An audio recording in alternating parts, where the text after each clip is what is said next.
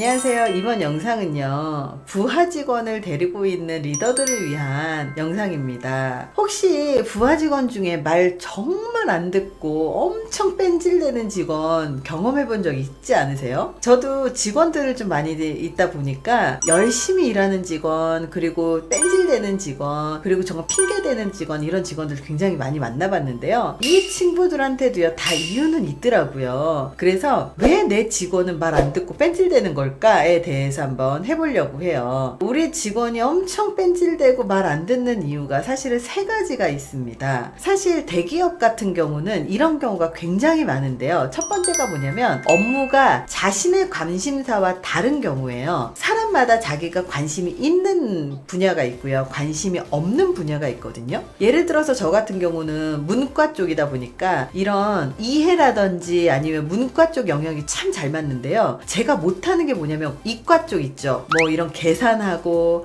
아니면 X는 Y고 막 이런 거 있잖아요.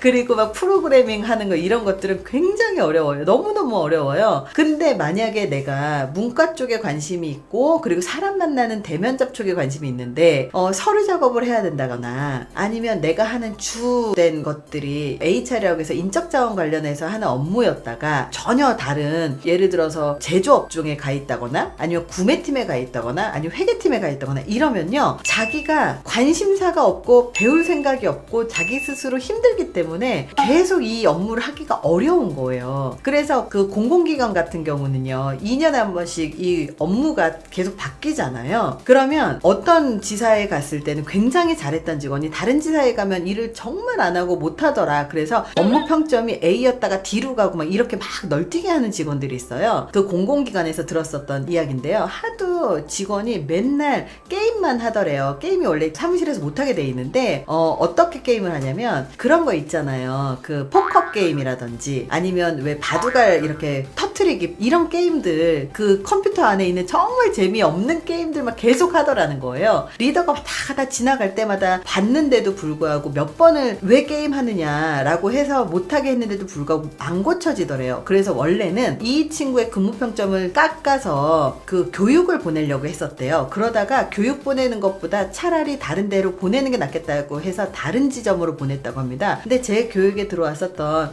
거기가 지사장님들 교육이었는데 이 지사에서 다른 지사로 보냈는데 그 지사장님이 마침 그 자리에 있었어요. 그래서 그분한테 여쭤봤어요. 그 직원 잘합니까? 그랬더니 너무 잘하던데요. 이 대답을 하는 거예요. 그 얘기는 뭐냐면 뺀질대는 이유가 사실은 그 업무에 관심이 없고 자신의 관심사가 아니고 자기가 할 수 있는 능력이 없기 때문이었어요. 그래서 리더는 부하 직원이 뺀질댄다라고 그것 때문에 불만만 갖기보다는 이 직원이 잘할 수 있는 일이 무엇이고 지금 못하는 일이 무엇이고 이 일을 하는데 왜 못하는지 관심사가 있다면 업무 분장은 리더가 조금씩 바꿔줄 수 있잖아요. 그러면 제일 잘할 수 있는 일로 주는 게 되게 중요합니다. 자, 두 번째는요, 업무를 할 능력이 없는 사람들이에요. 사실은 업무를 할 수 있을 거라고 해서 업무를 주거든요. 근데 진짜 못하는 직원들이 있어요. 예전에 데리고 있었던 제 직원이 다른 회사로 이제 간 거예요. 근데 그 친구가 제 밑에 있을 때 일을 참 잘했었어요. 성실하고 굉장히 잘했었고 저도 굉장히 나름대로 만족을 하고 있었고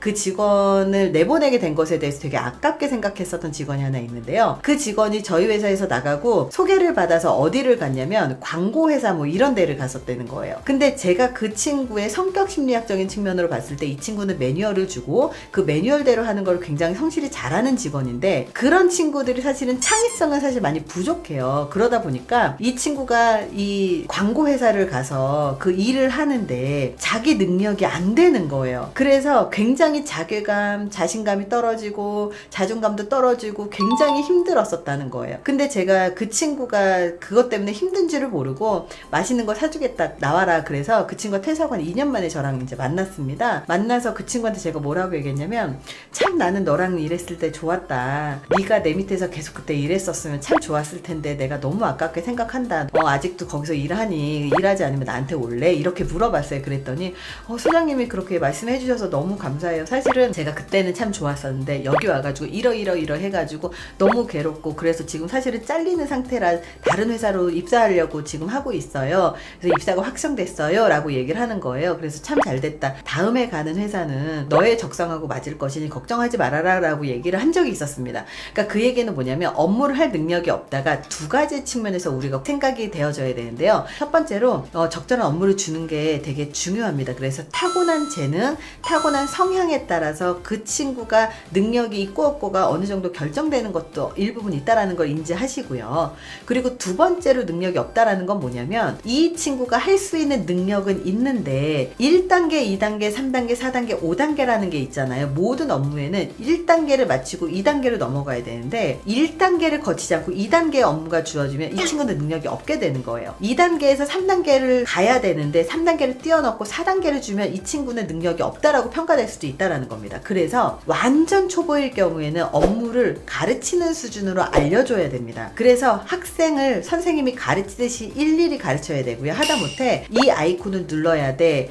이 단어는 이렇게 바꿔야 돼, 이런 식으로까지 알려준다고 마음을 먹고 알려줘야지 되는 거고요. 그리고 어느 정도 기초 단계가 뛰어넘고 나면 스스로 어디에서 찾을 수 있는지, 어떤 방식으로 일을 할 수 있는지 샘플을 주는 게 굉장히 중요합니다.